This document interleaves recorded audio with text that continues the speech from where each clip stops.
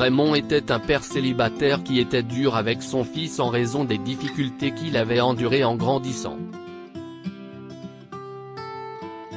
Après avoir été réveillé par sa belle-mère, il change miraculeusement de vie pour le bien de son fils. Raymond a frappé à la porte de sa belle-mère, Stacy. Il est venu chercher son fils de 6 ans, Chris. Raymond et Stacy ont un accord de longue date. Stacy devait veiller sur Chris pendant que Raymond était au travail. Ce dernier venait chercher Chris le soir s'il ne quittait pas son travail tard. Raymond était un père célibataire. Sa vie et celle de son fils ont changé radicalement depuis que la mère de Chris a quitté Raymond il y a plusieurs années en faveur d'un homme riche. Étonnamment, la belle-mère de Raymond a choisi son camp et a cessé de communiquer avec sa propre fille. Elle a fait de son mieux pour essayer de soutenir Chris et Raymond. Chris aimait beaucoup son fils et travaillait dur pour l'élever. Raymond frappe à la porte de l'humble maison de banlieue de Stacy. Stacy s'est approchée de la porte et a vu Raymond bâiller avec de lourdes poches dans les yeux. Quelqu'un a l'air fatigué. La journée a été longue ? Demande Stacy. Oui, je n'ai pas beaucoup dormi la nuit dernière et la journée d'aujourd'hui a été assez longue, répond Raymond.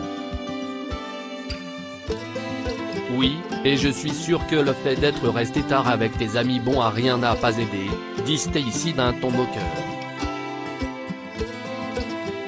Elle avait toujours un peu d'attitude, mais elle avait un bon fond. Nous avons bu une bière après le travail, explique Raymond. Ce n'est jamais qu'une seule.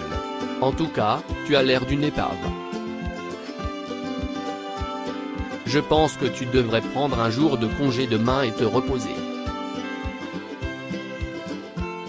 Je viendrai chez toi demain matin pour t'aider à cuisiner et à faire le ménage, dit Stacy. Oh, Stacy. Qu'est-ce ce que je serais sans toi, dit Raymond en la serrant dans ses bras. Ce n'est pas pour toi. Si est pour ce petit garçon là-dedans, a dit Stacy, en faisant un geste à l'intérieur de la maison vers Chris, qui était assis par terre et jouait avec ses jouets. Laisse-moi rentrer et saluer le petit garçon rapidement, dit Raymond en entrant dans la maison. Plus tard, Raymond a appelé son patron pour essayer d'obtenir un jour de congé. Malheureusement, avant même d'avoir pu présenter sa demande, il a été confronté à une nouvelle des plus choquantes.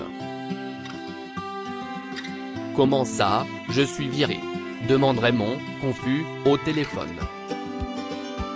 « Je suis désolé, Raymond. Il y a eu plusieurs plaintes à votre sujet. Vous êtes trop lent et inattentif. Je vous l'aurais bien dit plus tôt, mais j'espérais que vous trouveriez vos marques. Je suis désolé, Raymond. Je vous souhaite le meilleur, conclut le patron en coupant la communication, laissant Raymond abasourdi. Je ne reviens pas. Mon patron vient de me licencier, dit Raymond à Stacy. Je suis vraiment désolé, Raymond. Je vais te dire, va au bar et passe du temps avec un de tes amis. Chris peut rester avec moi ce soir, dit Stacy. Pendant que Raymond s'asseyait à sa table, Stacy préparait le dîner dans la cuisine, Chris jouant toujours joyeusement avec ses jouets sur le sol. Les mêmes amis bons à rien dont tu te plaignais à l'instant ? Se moque Raymond. Je suppose qu'ils servent à quelque chose après tout, dit Stacy en éclatant de rire. Ne t'inquiète pas. Tu vas t'en sortir, Raymond. Raymond laisse Chris et Stacy en train de préparer le dîner. Stacy avait préparé ses fameuses pâtes aux saucisses.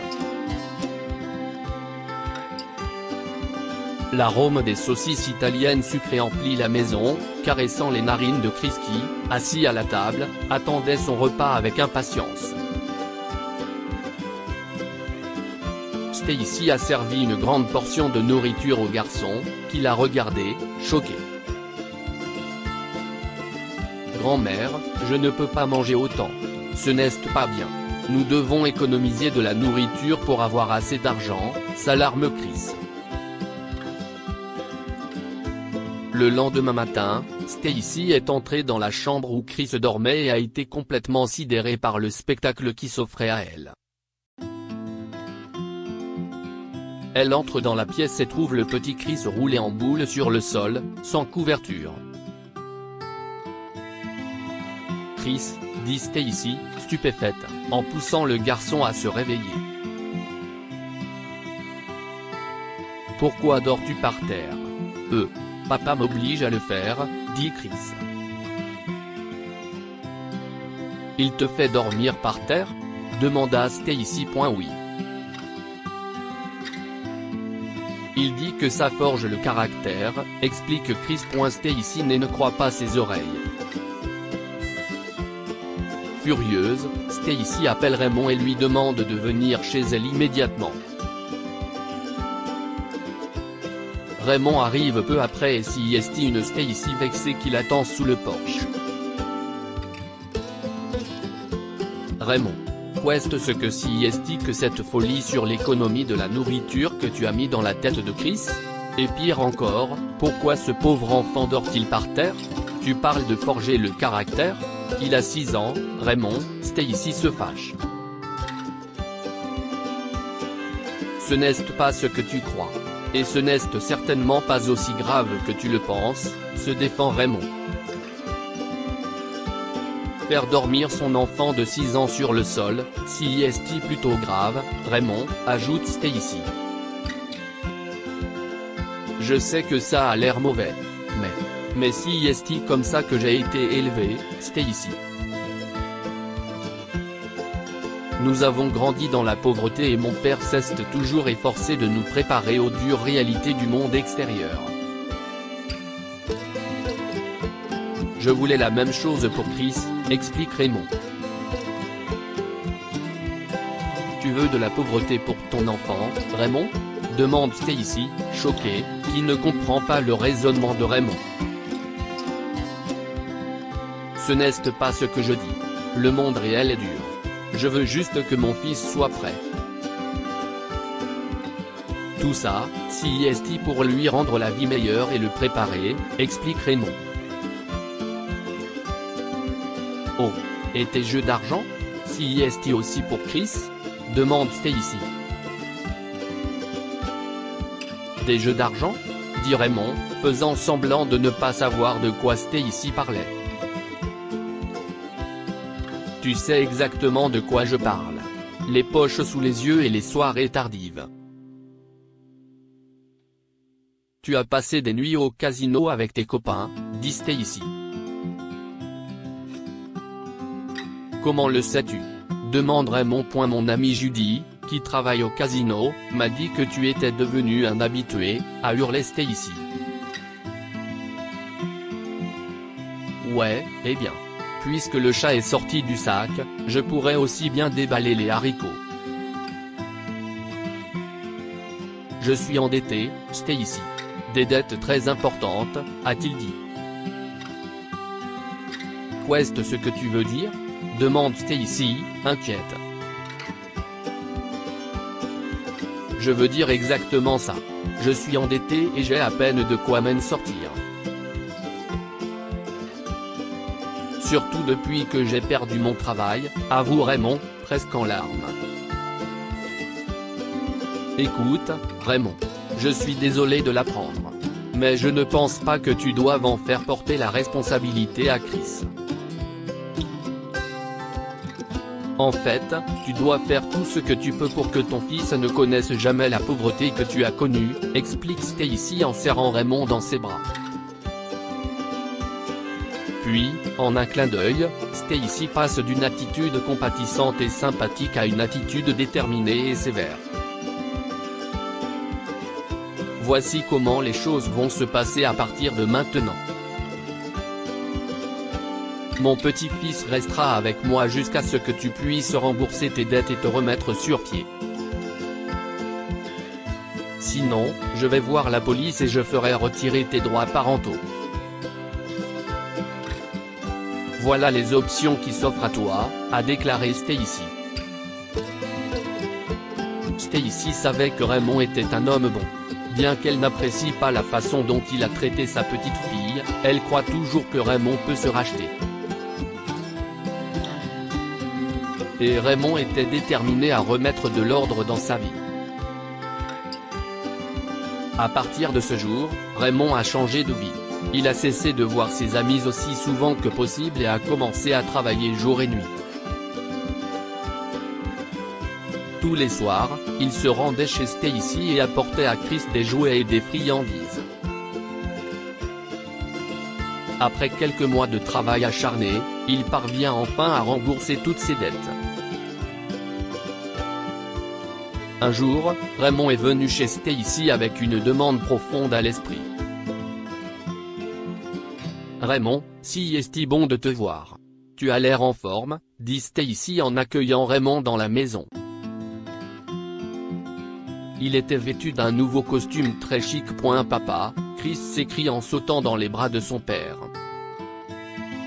« Hé, petit homme. Tu es de plus en plus grand, » Raymond a gazouillé. « Tu es là pour me ramener à la maison ?» demanda Chris. « Pas exactement, mon garçon. En fait, si est-il de cela que je suis venu parler à ta grand-mère, » dit Raymond en s'asseyant avec Chris sur le canapé. « Et si tu allais t'amuser avec tes nouveaux jouets et que tu laissais à ta grand-mère Stacy et à moi le temps de discuter? Je te rejoindrai tout à l'heure, » conclut-il. « Très bien, papa, » dit Chris, se précipitant pour jouer dans sa chambre. « Tu lui as vraiment manqué, tu sais, » dit Stacy, prenant place sur le canapé. « Oui, il m'a manqué aussi, » dit Raymond en rejoignant Stacy. « Alors, j'ai quelque chose à te demander. Si est une demande assez importante, » dit Raymond nerveusement.